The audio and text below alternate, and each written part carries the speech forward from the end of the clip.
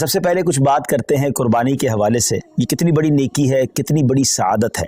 हज़रत सैयदना अहमद बिन इसहाक़ रहमतुल्लाहि तआला फरमाते हैं, मेरा भाई बावजूद गुर्बत रज़ा इलाही की नीयत से हर साल बकरा ईद में कुर्बानी किया करता था। उसके इंतकाल के बाद मैंने एक ख्वाब देखा कि क़यामत बर्पा हो चुकी है, लोग अपनी अपनी कब्रों से निकल आए हैं और यकायक मेरा मरहूम भाई एक चितकुबरे घोड़े पर, एक खूबसूरत 2 रंग वाले घोड़े पर सवार नज़र आया और उसके साथ और भी बहुत सारे घोड़े थे। तो मैंने पूछा, या अखी मा फ़अलल्लाहु तआला बिका, ऐ मेरे भाई, अल्लाह अज़्ज़ व जल ने आपके साथ क्या मामला किया? तो वो कहने लगा, अल्लाह अज़्ज़ व जल ने मुझे बख्श दिया। तो मैंने पूछा कि किस अमल के सबब तुझे बख्श दिया गया? तो उसने कहा कि एक दिन किसी गरीब बुढ़िया को बनियत सवाब मैंने 1 दिरहम दिया था, वही काम आ गया। पूछा, ये घोड़े कैसे हैं? बोला, ये सब मेरी बकरा ईद की कुर्बानियां हैं और जिस पर मैं सवार हूं ये मेरी सबसे पहली कुर्बानी है। मैंने पूछा, अब कहाँ का इरादा है, कहाँ का अज़म है? उन्होंने कहा, जन्नत का। और ये कहकर मेरा भाई मेरी नज़रों से ओझल हो गया। सुभान अल्लाह, सुभान अल्लाह। 2 बड़ी अहम बातें पता चल रही हैं इससे। एक तो किसी गरीब की मदद करना, हमें नहीं मालूम कि हम किसी की मदद कर रहे हैं, उसके दिल से कैसी दुआ निकल रही है, उसके दिल में कैसी राहत पहुंच रही है और हमारे ना जाने कितने गुनाह माफ़ हो जाएं, अल्लाह की रज़ा हासिल हो जाए, जन्नत मिल जाए। और दूसरा जो कुर्बानी है, सुभान अल्लाह, ये इंशाअल्लाह जन्नत की सवारियाँ बनेंगी, पुल सिरात की सवारियाँ बनेंगी।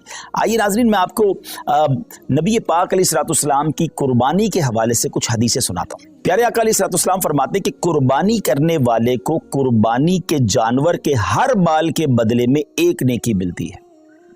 We can't able to count our hair, हम अपने सर के बाल नहीं गिन सकते, तो कुर्बानी के जानवर के सर पर कितने बाल होंगे, ये पूरे जानवर पर कितने बाल होंगे? तो जानवर के जितने बाल हैं, हर बाल, एवरी हेयर के मुकाबले में उसे 1 नेकी मिलती है। यानी इट मीन्स अगर कोई कुर्बानी करता है तो उसे मिलियंस एंड मिलियंस नेकियां मिलती हैं। मुबारक हो उन्हें जो कुर्बानी करते हैं। एक और जगह नबी पाक अलैहिस्सलाम फरमाते हैं, जिसने खुश दिली से तालिब सवाब होकर कुर्बानी की तो वो आतिशे जहन्नम से हिजाब यानी रोक हो जाएगी। यानी कुर्बानी, देयर आर 2 कंडीशंस, खुश दिली के साथ, ओपन हार्टेडली, बोझ समझकर नहीं, बर्डन समझकर नहीं, खुश दिली के साथ, और फिर सवाब की नीयत से की। हाँ, ये अलग बात है, कुछ लोग कुर्बानी दिखलावे के लिए करते हैं, पता चले मैं कितने पैसे वाला हूँ और जनाब मैं कितनी बड़ी बड़ी कुर्बानी करता हूँ। बिल्कुल बड़े जानवर करने चाहिए, हेल्दी जानवर करने चाहिए, महंगे जानवर भी कुर्बान बिल्कुल अल्लाह की राह में खर्च करना चाहिए, लेकिन नीयत अल्लाह की रज़ा, लोगों को दिखाना नहीं। तो फिर इंशाअल्लाह ये जानवर, ये कुर्बानी जहन्नम के मुकाबले में आड़ बन जाएगी, रोक बन जाएगी। एक और जगह सरकार दो आलम अलैहिस्सलाम ने अपनी प्यारी बेटी खातून जन्नत बीबी फातिमा तो ज़हरा रदी अल्लाह तआला अन्हा से इरशाद फरमाया कि ऐ फातिमा, अपनी कुर्बानी के पास मौजूद रहो, क्योंकि इसके खून का पहला कतरा गिरेगा तुम्हारे सारे गुनाह मुआफ़ कर दिए जाएंगे। अल्लाह अकबर, सुभान अल्लाह, सुभान अल्लाह। जानवर का कतरा गिरना है खून का और हमारे गुनाह मुआफ़ हो जाने इंशाअल्लाह। एक और हदीस सुनिए, प्यारे आका अलैहिस्सलाम फरमाते, जिस शख्स में कुर्बानी करने की वुसअत हो फिर भी वो कुर्बानी ना करे तो वो हमारी ईदगाह के करीब ना आए। अब इसमें समझाया गया कि अगर हमारे पास कैपेबिलिटी है, हम इस काबिल हैं, हमारे पास इतनी वुसअत है कि हम अफोर्ड कर सकते हैं कुर्बानी को, और जो शरीयत ने जो उसका निसाब रखा है अगर हम पूरा कर सकते हैं तो फिर हमें कुर्बानी ज़रूर करनी चाहिए। ये बहुत बड़ी सादत है। आप यकीन करें कि ईद के दिन, यानी ये जो ईद के अयाम होते हैं ना, इसमें अल्लाह की बारगाह में खून बहाने से अफजल कोई अमल नहीं होता। तो जहाँ फ़र्ज नमाजें पढ़नी है और अगर कुर्बानी वाजिब है तो ज़रूर कीजिए। अच्छा, ये आजकल बड़ी अजीब अजीब लॉजिक्स निकालने वाले, बताने वाले बता रहे होते हैं कि जनाब कुर्बानी इतनी सारी होती है, इसकी बजाय किसी गरीब का भला कर दिया जाए। उनको शायद पता ही नहीं है कि कुर्बानी की वजह से गरीबों का कितना बड़ा भला होता है। वैसे तो सोशल मीडिया पे हमारे बड़े तफसीली क्लिप्स मौजूद हैं।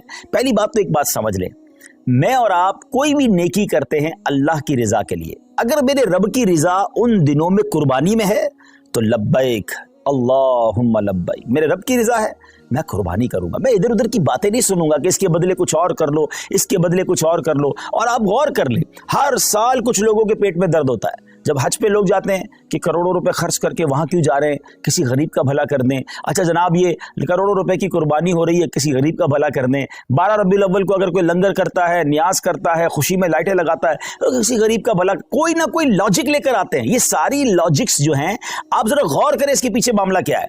कभी भी आपको ये सुनाई देता है कि जनाब इतना महंगा मोबाइल फोन लेने की क्या जरूरत है, किसी गरीब का भला कर दें। इतनी महंगी वॉच आई है, और जनाब इतनी महंगी घड़ियां पहनने की जरूरत क्या है, किसी गरीब का भला कर दें। ब्रांडेड कपड़े पहनने की जरूरत क्या है, किसी गरीब का भला कर दें। जनाब न्यू ईयर नाइट में इतनी आतिशबाजी करने की क्या जरूरत है, किसी गरीब का भला कर दें। अपने बच्चों की शादी में इतने किस्म के फंक्शन करने की जरूरत क्या है।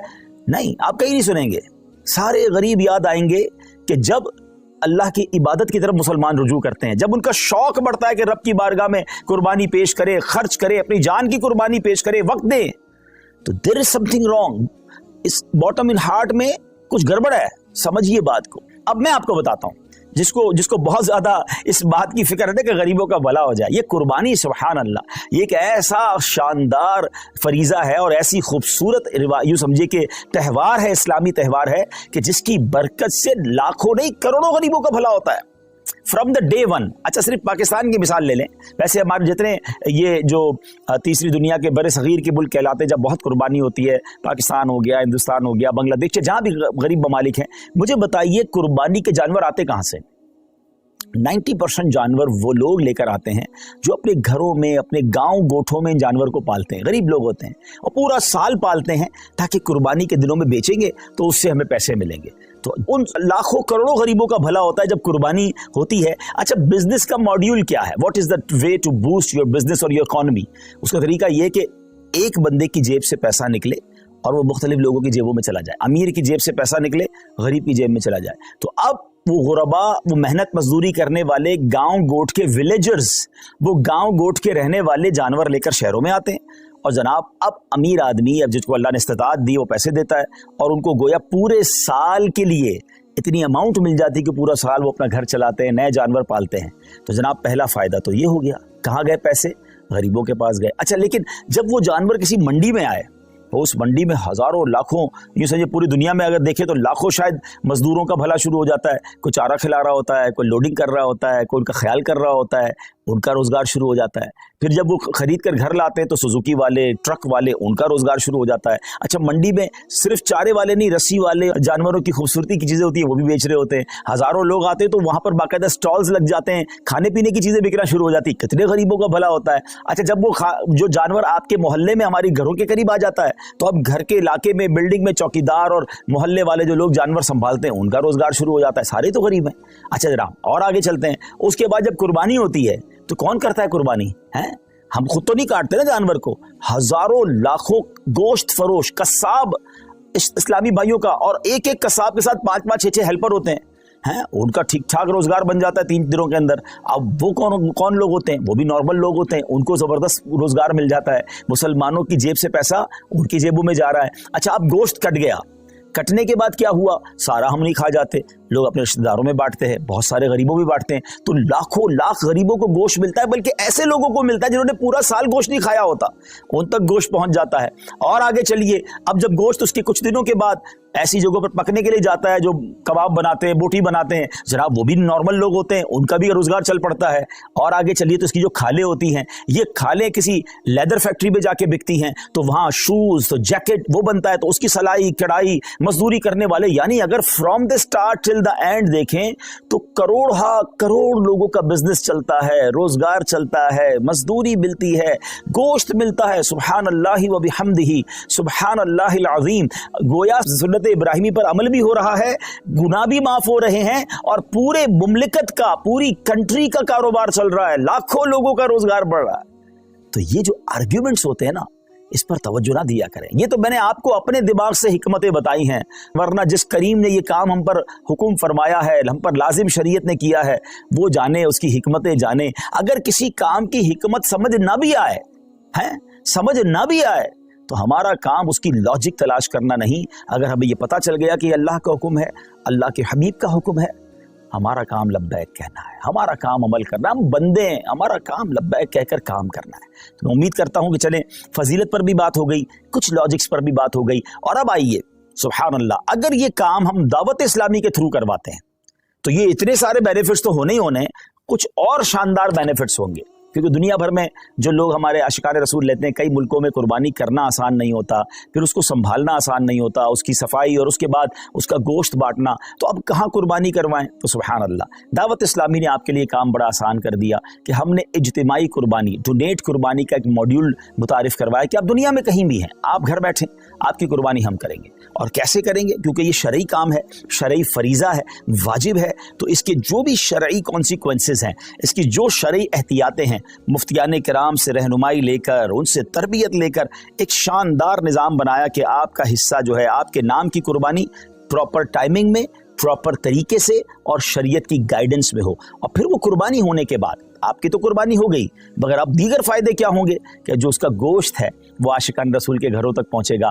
और आप यकीन करें, बाज़ औक़ात तो ऐसे लोगों के घरों तक गोश्त पहुंचता है जो शायद पूरा साल बकरा ईद का इंतज़ार करते हैं कि हमारे घर भी गोश्त आ जाएगा। आप किसी बैरून मुल्क में बैठे हैं, हम तो रोज़ शायद खाना अच्छा खा लेते हैं, मगर आपकी उस कुर्बानी की बरकत से किसी का 15 दिन या किसी का महीना जो है घर में गोश्त पकता रहेगा और उसके दिल से आपके लिए दुआएं होंगी। और उसके बाद उसकी जो कुर्बानी की खाल है वो आपकी मेरी दावत इस्लामी जो दुनिया भर में दीन मतीन की खिदमत कर रही है, उलमा बना रही है, हुफ़ाज़ बना रही है, मस्जिदें बना रही है, और ना जाने दीन की कितनी सारी चीज़ों पर काम हो रहा है, इंशाअल्लाह हमारा उसमें भी हिस्सा मिल जाएगा। तो देखा जाए तो बेनिफिट ही बेनिफिट है, इंशाअल्लाह नेकियों का ख़जाना है। तो मेरी गुजारिश ये है कि इस बार आपने अपनी कुर्बानी करनी है दावत इस्लामी के साथ। और हाँ, सिर्फ अपनी कुर्बानी क्यों, अपने रिश्तेदारों से बात कीजिए, अपने दोस्त नहीं करें। और हाँ, मैं तो एक और मशवरा भी दूंगा कि अगर आपने सुभान अल्लाह, नबी पाक हमें भूले नहीं थे, मेरे आका अलैहिस्सलाम ने मिना की वादियों में अपनी उम्मत के लिए कुर्बानी की, तो क्या ही अच्छा हो कि जहाँ मैं अपने लिए कुर्बानी करूँ वहाँ मेरे आका अलैहिस्सलाम के नाम की भी कुर्बानी करूँ। और ये प्यारे आका अलैहिस्सलाम की बारगाह में इसाले सवाब के लिए होगा। तो हो सके तो पूरी गायें या कम अज़ कम एक पूरा बकरा जो है, हम कहते हैं ना, क्या पेश करें जाना, क्या चीज़ हमारी है, ये दिल भी तुम्हारा है, ये जान भी तुम्हारी है। और सुभान अल्लाह, अल्लाह ने और नवाजा है तो अपने सैयदी गौसे आज़म के इसाले सवाब के लिए। एक्चुअली नाम पर तो अल्लाह की कुर्बानी होती है, ये दरअसल इसाले सवाब के लिए होती है। फिर आगे चले तो अपने मरहूम वालिदैन के इसाले सवाब के लिए आप कुर्बानी कर सकते हैं, अपने मरहूम रिश्तेदारों के लिए कर सकते हैं। अल्लाह ने नवाजा है तो 4 यारों के लिए भी उनके इसाले सवाब के लिए करें, पंजतन पाक के इसाले सवाब के लिए करें। अब ये देखिए ना कि आप उनके इसाले सवाब के लिए कुर्बानी कर रहे हैं और वो गोश्त किसी मुसलमान के घर में भी जा रहा है, तो सुभान अल्लाह, उसकी दुआएं अलग मिल रही हैं, बुजुर्गों का फैज़ान अलग मिल रहा है। तो अगर मेरी रकम का इन दिनों में इतना बेहतरीन इस्तेमाल, ज़रा गौर करें ना, हज़रत इब्राहीम अलैहिस्सलाम को तो अपना बेटा कुर्बान करने का हुक्म दिया गया था। हमसे तो इतना बड़ा इम्तिहान नहीं लिया जा रहा, हमें तो चंद रुपए हैं अल्लाह की राह में खर्च करने हैं। तो बहुत सौ को अल्लाह ने बहुत नवाजा है। तो जनाब, इस बार अपनी कुर्बानी न सिर्फ हमें खुद दावत इस्लामी के साथ करनी है, बल्कि अपने दोस्तों को, अपने रिश्तेदारों को इस बात पर इनकरेज करना है कि दावत इस्लामी वालों के साथ कुर्बानी करें। और इंशाअल्लाह, अच्छा, जो पाकिस्तान से दूर रहते हैं और ख़ास तौर पे ओवरसीज़ पाकिस्तानी हैं, they know very well the condition of Pakistanis nowadays, जो यहाँ पर महंगाई का हाल है, जो यहाँ पर लोगों की मुश्किलात का हाल है। आप समझ सकते हैं कि लोग कितनी मुश्किल से ज़िंदगी गुजार रहे हैं, जो नॉर्मल और मीडियम क्लास के लोग हैं। तो अब आप सोचें कि उनके घर में गोश्त और कुर्बानी कैसे हो सकेगी इन दिनों में। तो अगर हम उनका दावत इस्लामी के साथ इंशाअल्लाह जब ये कुर्बानी करेंगे तो बहुत सारे आशिकान रसूल के घर में जो है कुर्बानी का गोश्त पहुंच जाएगा। ये याद रहे कि ये हमारी शरई एहतियात है कि हम ये जुमला नहीं कह रहे कि जनाब आपकी कुर्बानी का गोश्त गरीबों में तकसीम होगा। हाँ, मेजॉरिटी गरीब ही होते हैं, लेकिन हमने एहतियातन हमें दारुल इफ्तार नहीं, चूँकि हम ये सारा काम शरई रहनुमाई के साथ ले रहे हैं, तो हमारे दारुल इफ्तार की हमें रहनुमाई है कि जनाब कुर्बानी जो है वो आपने दावत इस्लामी के साथ करनी है और उसका जो गोश्त है वो आशिकान रसूल में, मुसलमानों में तकसीम होगा। तो मैं उम्मीद करता हूँ कि इसका आपने भरपूर इंशाअल्लाह साथ देना है हमारा। जी सही, सब कुछ फरमाना चाहेंगे? एक मैसेज आएगा, और वालिदैन हयात हों तो उनके लिए भी कुर्बानी कर सकते हैं? जी जी, वालिदैन हयात हों और तो फिर तो उनके नाम की कुर्बानी बिल्कुल होनी चाहिए, और अगर वो साहिब इस्तिताअत हैं तो उन पर तो वाजिब हो जाएगी कुर्बानी। लेकिन अच्छी बात है कि घर में अगर कोई शख्स है और अपने घर के बड़ों के लिए भी कुर्बानी करना चाहता है, बच्चों के लिए भी करना चाहता है, तो बेहतर ये है कि जिस जिसके बालिग के नाम की कुर्बानी वो कर रहा है उनको एतमाद में ले ले कि इस बार आपकी कुर्बानी मेरी तरफ से मैं कर रहा हूँ। उनकी इजाज़त हो जाएगी तो फिर उनकी कुर्बानी भी हो जाएगी। ऐसा ना हो कि उन्हें पता ही नहीं है और आप उनकी कुर्बानी कर रहे हैं, तो फिर उनको अपनी कुर्बानी भी अलग से करनी होगी। और अगर वालिदैन दुनिया से चले गए हैं तो उनके लिए भी ईसाले सवाब के लिए कुर्बानी की जा सकती है। इंशाअल्लाह उनको कब्र में सवाब का तोहफा मिलेगा इंशाअल्लाह। माशाल्लाह पाकिस्तान में तो दावत इस्लामी कुर्बानी की खाले भी जमा करती है और ये बहुत बड़ी नेकी है कि अच्छा बाज़ औक़ात हम थोड़ी सी तवज्जो देते ना तो हमारे आस पड़ोस में हमारे ख़ानदान में बहुत सारी कुर्बानियाँ हो रही होती हैं। हमें सिर्फ कहना होता है कि ये कुर्बानी की खाल दावत इस्लामी को दे दें, क्योंकि दावत इस्लामी का तारुफ करवाना बहुत ज़्यादा मुश्किल नहीं है। पूरी दुनिया दावत इस्लामी को जानती है, पाकिस्तान वाले तो ज़्यादा जानते हैं। तो अगर हम थोड़ी सी कोशिश करें और हमारी कुछ ज़बान चलाने से, थोड़ी सी कोशिश करने से